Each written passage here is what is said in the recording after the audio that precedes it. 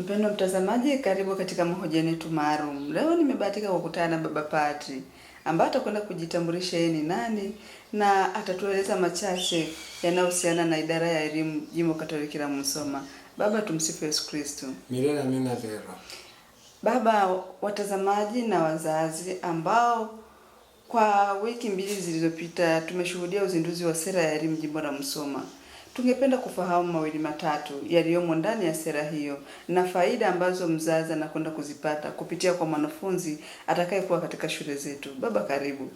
Asante sana Vero, na asante sana kwa idara ya habari Jimbo Katoliki la Musoma katika kutafuta na kutafiti kutaka kujua juu ya sera ya elimu ya Jimbo la Musoma. Mimi naitwa Padri Dr. Constantini Changwe. Ndiye kwa namna ya pekee basi nimepewa fursa na dhamana ya kusimamia elimu Jimbo la Musoma kama idara na kurugenzi ya elimu Jimbo la Musoma. Hili ni eneo ambalo Jimbo la Musoma limeishi kwa muda mrefu kwa kweli bila kuwa na kurugenzi ya elimu jimbo, na Mwasham Baba Askofu Michael Msongazira basi kwa hekima zake za kichungaji na busara za utendaji akaona basi ni vizuri kuanzisha kurugenzi ya elimu Jimbo la Musoma, na hivyo pia kuwa na sera rasmi mpya inaweza kuendeleza ili eneo la elimu katika taasisi zetu za elimu Jimbo la Musoma. Mwashamba Baba Askofu pia kwa dhamana yake pia na kwa hekima za kichungaji yeye pamoja na Board of Trustees, bodi ya umiliki ya jimbo, akaona ni vizuri pia kuanzisha bodi ya elimu Jimbo la Musoma ili kusaidia kuratibu swala zima la elimu katika jimbo. Na katika utaratibu mzima wa kuanzisha sera ya elimu jimbo, bodi ya elimu jimbo, kurugenzi ya elimu jimbo, haya mambo matatu ni mtambuka ili kuendesha taasisi zetu za kijimbo, hasa katika eneo la taaluma na elimu, kwa sababu ni eneo nyeti kwa hitaji la dunia ya leo na kwa maboresho ya elimu ya sasa. Kuna vitu vingi sana vimetendeka katika elimu, na kwa dhamana yake Baba Askofu basi akazindua rasmi hiyo tarehe 18 mwezi wa Disemba 2025 kama sehemu pia ya tukio la kijubilei, mwaka wa jubilei ya imani Katoliki duniani miaka 2025, ambako kwa ujumla kimsingi Yesu mwenyewe ndio kinara na mwalimu wa swala zima la elimu na taaluma, na katika kanisa Katoliki kwa kweli tunatembea kwenye miongozo ya Yesu Kristo mwenyewe.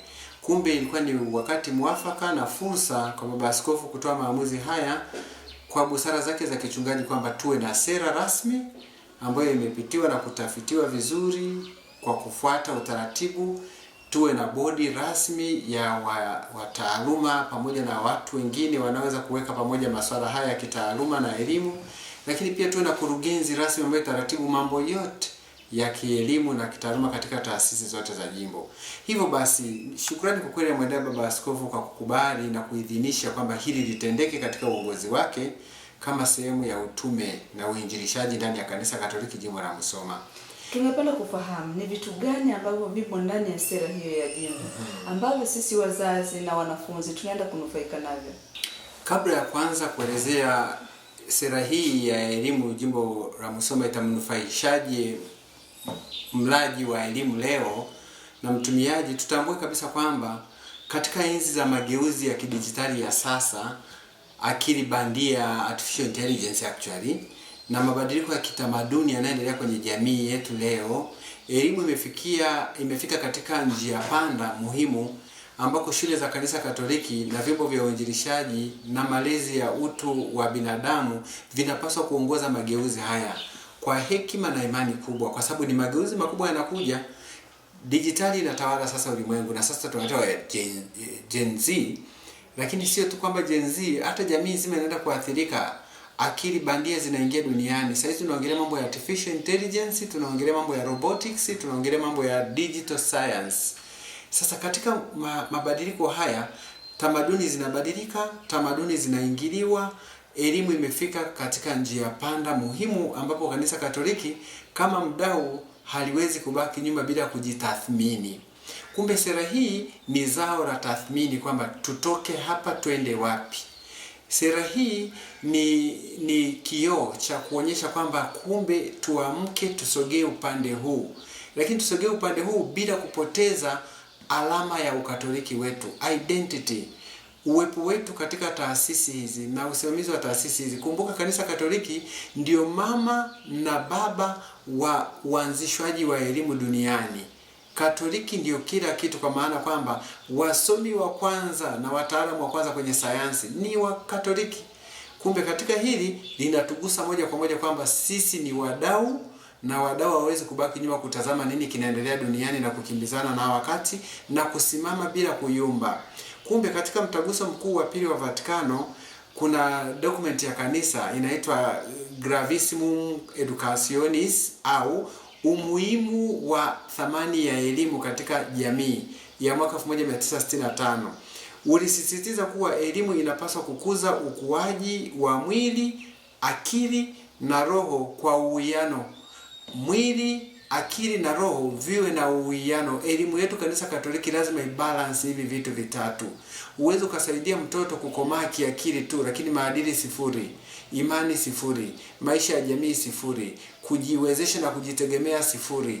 Imani hii inasimama kuweka elimu hii kuiunganisha pamoja, maana kwamba elimu ya dunia ya leo inataka kukomaza akili ya mtoto tu, kukimbizana na ushindani wa dunia, lakini akija kwenye maisha ya jamii, akirudi kwenye familia, akirudi kwenye kanisa, kwenye jumuiya ndogo ndogo, unaona kabisa mambo yanayumba, kwa sababu elimu aliyoipata haina tunu na misingi inayomweka mtoto katika kusimama imara. Katika hili pia kanisa Katoliki lina miongozo ya kuhusu eneo. Kuna document ya kanisa inaitwa Gaudium et Spes, article namba 62, ilihimiza sana kanisa kushiriki maendeleo ya kisayansi kwa mwanga wa imani. Tunashiriki maendeleo ya kielimu tukitazama bila kuyumba imani. Kwa upande mwingine, mafundisho ya kijamii ya kanisa haya pia yamegusia katika hili, kwamba kuanzia document ya kanisa inaitwa Rerum Novarum ya 1891 hadi Fratelli Tutti ya 2020 yanasisitiza kuwa elimu ni haki ya kila mtu na ni njia ya kukuza utu wa binadamu kwa ukamilifu. Kumbe lazima elimu inayosimamiwa na kanisa Katoliki isimamie haki na utu. Na katika kusimamia haya yote, hatuko mbali na Tanzania katika sera yake ya elimu. Sera ya Tanzania ya elimu ya kitaifa 1995, 2014, 2023 zinahimiza elimu jumuishi, elimu bunifu, umahiri na uelewa wa kidijitali. Hata hivyo, changamoto kuu imekuwa pengo la kati ya maarifa na maadili.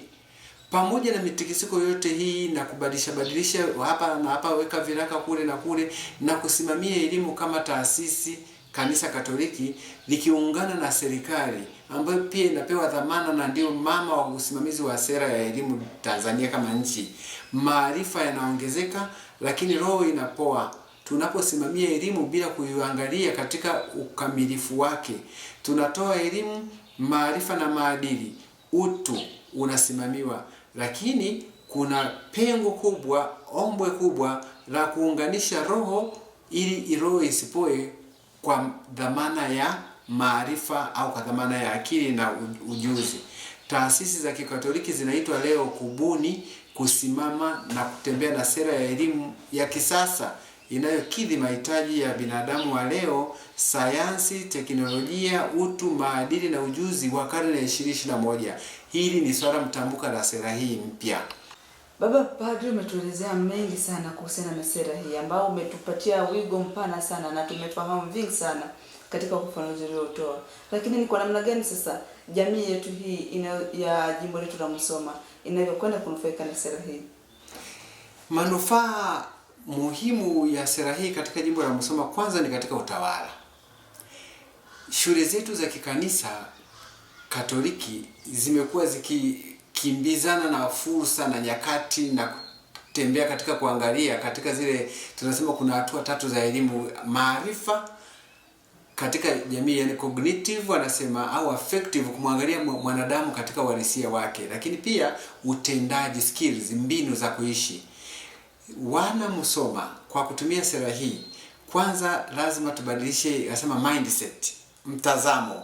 Elimu kanisa Katoliki alitazami kama sehemu ya biashara, ni huduma ya jamii.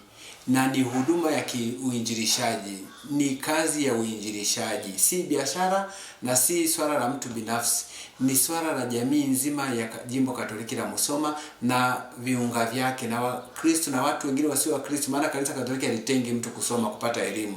Ni maarifa ya kila mtu, lakini kusimamia tunu za utu, tunu za maadili na maarifa, ujuzi, na hatimaye mwanadamu atoke akiwa mkamilifu. Kwa hiyo inalenga zaidi kumkamilisha mwanadamu. Kumbe sera hii haitalenga kumnufaisha mtu kama binafsi au taasisi kama binafsi naishi peke yake. Sera hii inasimama kuunganisha tunu zote kwa pamoja kwa kushirikishana, sharing, kwamba shule A na shule B zisomane, shule C na D zisomane. Ni ule umoja wa Kanisa Katoliki aliyotamani Yesu Kristo mwenyewe, kwamba na wawe wamoja.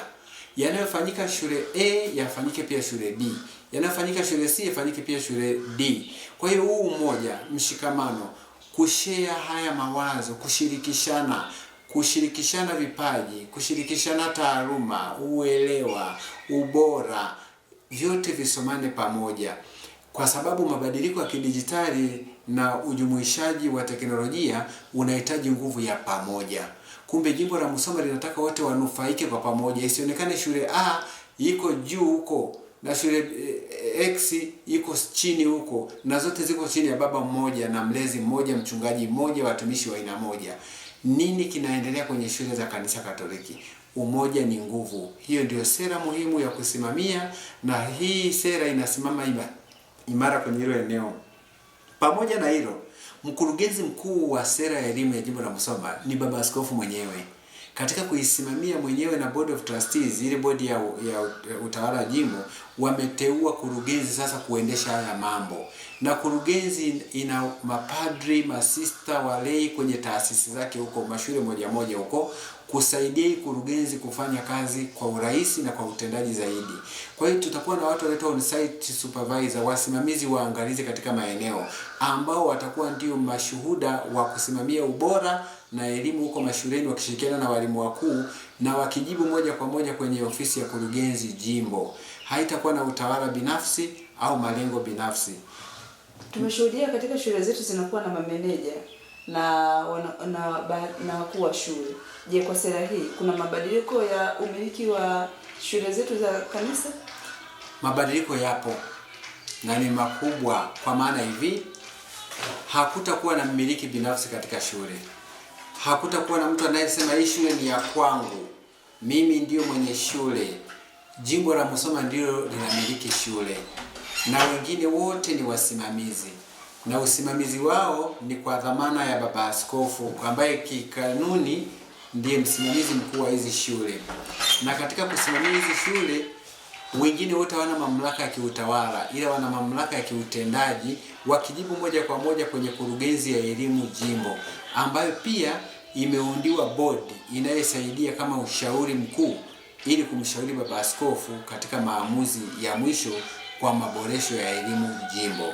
Kumbe shule zetu hazitakuwa na mtawala mmoja mmoja, badala yake utawala uko chini ya Baba Askofu na ile bodi ya utawala ya jimbo, ambako sasa wasaidizi wao kurugenzi ndio mkono wa askofu wa utendaji.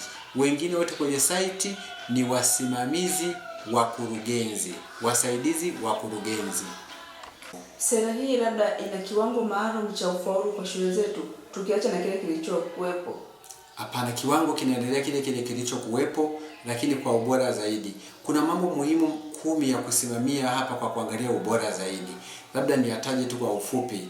Namba 1, mabadiliko ya kidijitali na ujumuishaji wa teknolojia.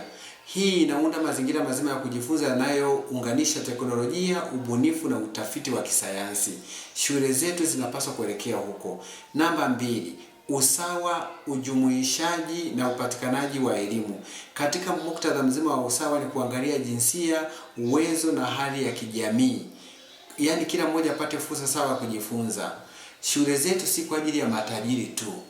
Kwenye Kanisa Katoliki kuna kitu tunaita social teaching ya Kanisa Katoliki, mafundisho ya jamii. Shule za Kanisa Katoliki si biashara na si kwa ajili ya matajiri tu. Maskini ni mnufaika namba 1 wa Kanisa Katoliki. hata yule aliye mdogo abebwe na wale walio na uwezo ili kufika kwa pamoja. Kwa hiyo maskini hawezi kutengwa kwenye kanisa Katoliki, au mwenye udhaifu hawezi kutengwa kwenye kanisa Katoliki. Kwa hiyo hili ni eneo mtambuka la kusimamia ndani ya taasisi zetu za elimu. Namba 3, elimu ya umahiri na uzoefu, kwamba sasa kuna mabadiliko mazima ya kutazama elimu, vitendo na ujuzi wa ukweli unaotumika katika maisha halisi. Shule zetu hivi sasa zisaidie watoto kufikia huko. Tunaongea kidogo kitaalamu hapa, kwa maana kwamba saidia mtoto aweze kuona, kupata ushuhuda wa kile anachokiona, observation. Akishaona kwa kuobserve, yani kuangalia vitu na kutathmini na kutumia akili yake kufikiri. Akishafikiri afanye application, ajifunze namna ya kutenda. Akishajifunza namna ya kutenda, abadilishe mazingira yake na maisha yake. Kumbe hapa inahitaji sana umahiri na uzoefu wa utendaji wote, kwa walimu na kwa wanafunzi, lakini pia kwa kushirikisha wazazi ambao ni wadau mtambuka katika swala zima la elimu. Namba 4, ustawi wa kihisia na maadili. Mwanafunzi asaidike pamoja na mzazi, pamoja na walimu wetu, social emotional learning, yani wasaidiwe katika maisha ya hisia zao, maadili yao na maisha yao. Kuna dalili kumsaidia mtoto tu kufaulu, alafu maisha ya mwalimu yote yako duni. Mwalimu anakaa ndani ya taasisi za kanisa Katoliki anabaki kwa maskini kabisa, lakini mtoto amefaulu, ameendelea mbele. Huyu mwalimu tunamsaidiaje na yeye kubadilisha maisha yake na familia yake iende mbele? Hili ni eneo kubwa sana linaongelea kwenye hii sera, kusimamia maslahi na mahitaji ya wote, mwalimu na mwanafunzi. Na hivyo bila kusahau kwamba taasisi kama taasisi inabidi iendelee. Jimbo kama jimbo lazima lipige hatua na liendelee kuboresha zaidi katika mazingira yake ya kitaaluma. Namba 5, elimu kwa maendeleo endelevu. Na ni maendeleo endelevu haya yanahusisha zaidi pia katika wajibu wa kuhifadhi mazingira na sayari tunayoishi, kwamba hili katika mashule yetu lionekane liko dhahiri. Namba 6, sayansi, teknolojia, uhandisi, sanaa na hisabati ni masomo mtambuka ambayo kwenye shule zetu zitasisitizwa. Kuna shida kidogo hapa kwenye elimu. Watu sasa hivi wanaongelea mabadiliko ya mtaala. Na mabadiliko ya mtaala wanaongelea kufundisha historia, maarifa, civics, mambo ya kijamii tu. Sayansi inakuwa ya kuchagua. Lakini kwenye shule za kanisa Katoliki kwa sera hii, watoto hawatasoma masomo 6 tu.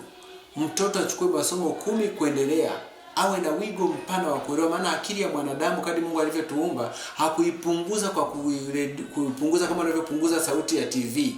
Hapana, mwanadamu ana uwezo mpana wa kusoma vitu vingi na kuelewa. Serikali imeweka misingi yake ya kuanzia, lakini kanisa Katoliki linaangalia elimu kwa upana wake. Kumbe kusaidia watoto kuelewa, kuona sayansi ni swala mtambuka, teknolojia ni swala mtambuka, dijitali ni swala mtambuka, uhandisi, sanaa, hisabati na mazingira yake yote. Kumbe tutaendeleza fikra za ubunifu, uhandisi na ubunifu wa kisanaa katika elimu zetu kwenye taasisi zetu za kanisa Katoliki. Kwa sera hii ni swala mtambuka ambalo tunaenda kulisimamia kinagaubaga. Maendeleo endelevu ya walimu, teacher professional growth. Hili ni eneo nyeti ambalo tunaenda kaa na wadau wetu wote wa elimu kusimamia kwamba walimu wetu wanahitaji msaada wa kuendeleza taaluma zao na elimu yao kwa ubunifu na kwa maadili ya uongozi na mabadiliko ya maisha ya walimu wetu. Kumbe walimu pia hawajaachwa pembeni, ni wadau katika mchakato mzima wa kuboresha elimu jimbo kwa sera hii mpya. La 8 ambalo linazingatiwa pia kwenye sera hii ni uraia wa ulimwengu na uelewa wa kitamaduni. Kuelewa wanafunzi wenye ufahamu wa ulimwengu, heshima kwa utofauti na moyo wa amani ni eneo nyeti ambalo sera hii inaenda kusisitiza kusimamia elimu kwenye taasisi zetu, kwamba hatutaangalia tu mtu kupata maarifa. Sera hii inasisitiza sana mwanafunzi kupata uelewa wa malimwengu na uelewa wa kitamaduni, lakini pia bila kuathiri imani na maadili yake. Kumbe shule zetu zinaenda kusimama na kubuni katika maeneo haya kutafuta hiyo World Culture Day, lakini pia bila kusahau local culture ambayo inabeba tunu nzuri za kusaidia na kumjenga mwanadamu. Namba 9 ambayo inaenda kusimamiwa kwenye elimu hii sera ya elimu ni uamuzi unaotokana na takwimu, data driven decision making, kwamba tumezoea kufundishana na kuelimishana na kufanya kazi zetu bila kuwa na maamuzi ya takwimu. Kuongea bila takwimu ni sana kuongea uzushi tu. Kumbe katika sera hii inasisitiza sana katika utetezi wa vitu vyetu, utendaji wa kazi zetu, ubora wa kazi zetu, tuongozwe na takwimu, tuongozwe na tafiti, data driven decision making, kama kitu muhimu sana kwenye maamuzi yetu na utendaji wetu. Bila data, bila takwimu, bila research, uongeaji wetu wote na utetezi wetu wote unakosa nguvu. Kumbe sera hii inaenda kuhamasisha sana walimu wetu, watendaji wetu na wadau wetu kusimama kwenye takwimu. La 10 ni kuunganisha elimu na ajira, kwamba katika kuunganisha elimu na ajira inapaswa kumwandaa mwanafunzi si tu kwa ajira bali kwa maisha yenye mabadiliko ya kazi. Shule zishirikiane na sekta binafsi na taasisi za mafunzo mbalimbali ili kupata muunganiko. Katika muktadha huu Vero, wadau wa elimu wanaenda kusimama kwa pamoja kama familia. Shule zetu zinaenda kusimama zote kwa pamoja kama familia. Lakini katika hilo ni kuongeza maarifa na mikakati ya pamoja, kumsaidia mwanafunzi na mzazi kama mdau, lakini bila kumsahau mwalimu, kwa sababu tu mwalimu ni mdau na ni mshirika katika uinjilishaji. Kumbe sera ya elimu ya Jimbo la Musoma ni kazi ya kinabii. Inaenda kusimamia utendaji wa baba askofu pamoja na jimbo zima katika ile tunasema pastoral vision, maono ya kiutawala na kiuongozi ya kanisa, ambayo kazi kubwa ni kuinjilisha, kuwasha mwanga wa maadili katika giza la taarifa ambayo tunaendelea saa hizi, yani social media, kukumbatia teknolojia bila kupoteza utu, kujenga wanafunzi wanaofikiri kwa kina, wanaoishi kwa imani na wanaotumikia kwa upendo. Katika kutazama haya yote, sera hii inaenda kukita kumkumbatia mwanadamu kama mtu mwenye thamani kwenye jamii na anaweza kubadilisha mazingira yake na jimbo likanufaika kwamba linafanya kazi ya Mungu, si kazi ya mwanadamu. Tumsifu Yesu Kristo.